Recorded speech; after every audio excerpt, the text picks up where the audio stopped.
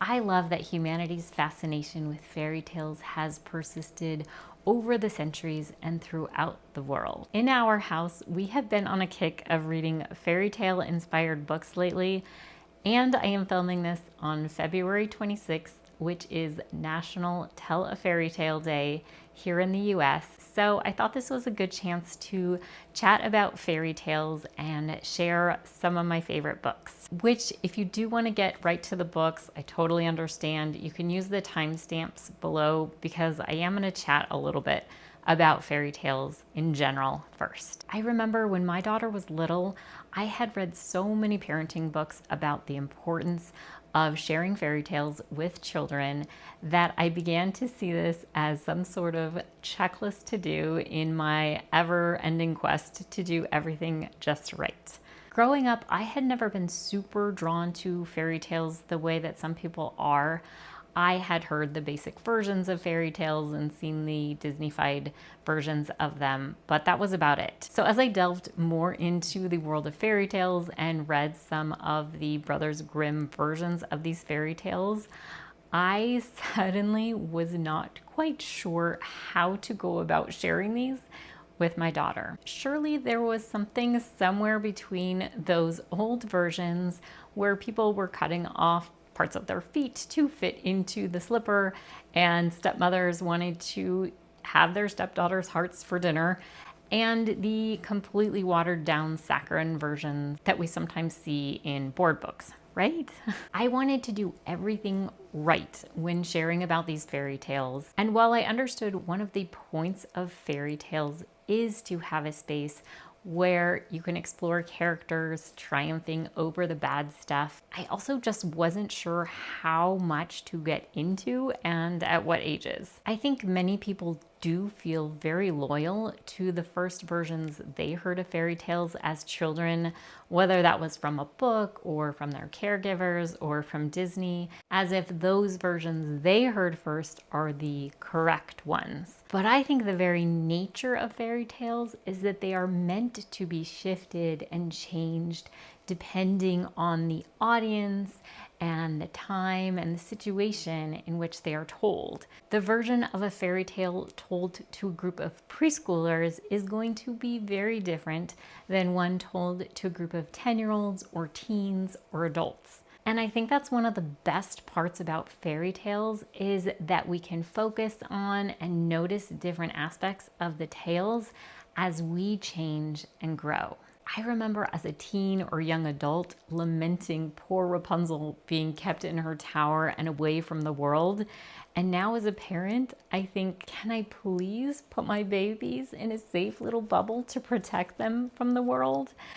And I cry my face off every single time the witch sings Children Will Listen in both acts of Into the Woods. Every single time. Don't stray from the path sounded like such a confining, eye-rolling message in Little Red Riding Hood when I was younger, and now I often find myself saying very similar words to my children all the time. And Cinderella's position of having to do all of that cleaning and not getting to go to the ball and not having a beautiful outfit to wear sounded so sad as a child. And now as a parent, I just think of teens complaining about the one task you ask them to do, or feeling like their clothes aren't cool enough, or that you're not letting them go do that one thing that all their friends get to do. How many adults see cute little babies and tell them they just want to gobble them up? I could see how kids could relate to hearing this in a fairy tale. And how many kids feel like they are being poisoned by the dinner we feed them sometimes. Or kind, soft-spoken mothers passing away after childbirth and being replaced by loud, upset, scary mommies. Yep, there are days I relate to that too. Worlds where magic helps characters out of sticky situations and good and evil are so clear. All of this sounds like the makings of great stories for children. But there are so many gruesome elements to some of the older versions of these fairy tales, And almost none of the characters in fairy tales are given fair treatment. I know there's been a lot of talk about the damsels in distress, waiting to be rescued roles that females are given in a lot of these fairy tales. But what about the males? Many of these males are given no stories at all, and most of them aren't even given names. And many of the women who are powerful in these stories are often portrayed as evil or jealous or heartless. Meanwhile, on behalf of awesome dads everywhere, dads are often given a pretty poor role in fairy tales as well. They are often portrayed as these shivering, spineless men who are often in the shadows of the evil new wives they have chosen, and they do little to stick up for their children. So none of these are exactly the messages I want to send to our kids. And so I love reading books that have breathed new life into these fairy tales, whether by changing the settings or the time period, or remedying some of these outdated messages, or seeing the story from a new character's point of view. So while this is just a tiny, tiny list compared to all the incredible versions of fairy tales out there, I just wanted to share a few of my favorites today. Keeping in mind, I am just going to list these off today, otherwise I will never get around to sharing this. So please note these are for a wide range of ages and appropriateness, so just remember that. We have recently done a rereading of Liesl Shirtlift's middle grade novels, Rump, Jack, Red, and Grump. And these are all such delightful books. We loved every moment of them. The Rumpelstiltskin Problem by Vivian van de Velde is comprised of 6 short stories offering alternative explanations about the backstory of Rumpelstiltskin.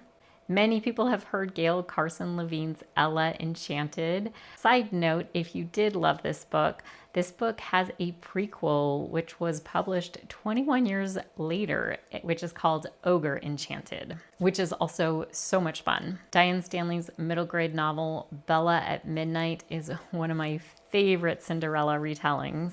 I love Robin McKinley's Beauty, which is probably for a teen or older group, but it is so good.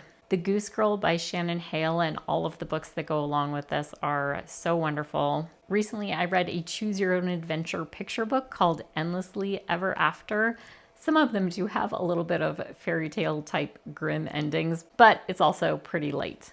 And then just a sweet little picture book I've read recently. It's called Little Red Gliding Hood by Tara Lazar. I love all of these books and I can't wait to explore more. I think that modern retellings of fairy tales hold just as much value as the old-timey ones, if not more. Many of the fairy tales we know and love have been told across centuries and around the world. To honor fairy tales is to let them live and breathe and change, finding tales that let us explore joy and fear and triumph in a safe space. Fairy tales belong to all of us. Not only is it our right to make them our own as we pass them on to next generations, it's our obligation.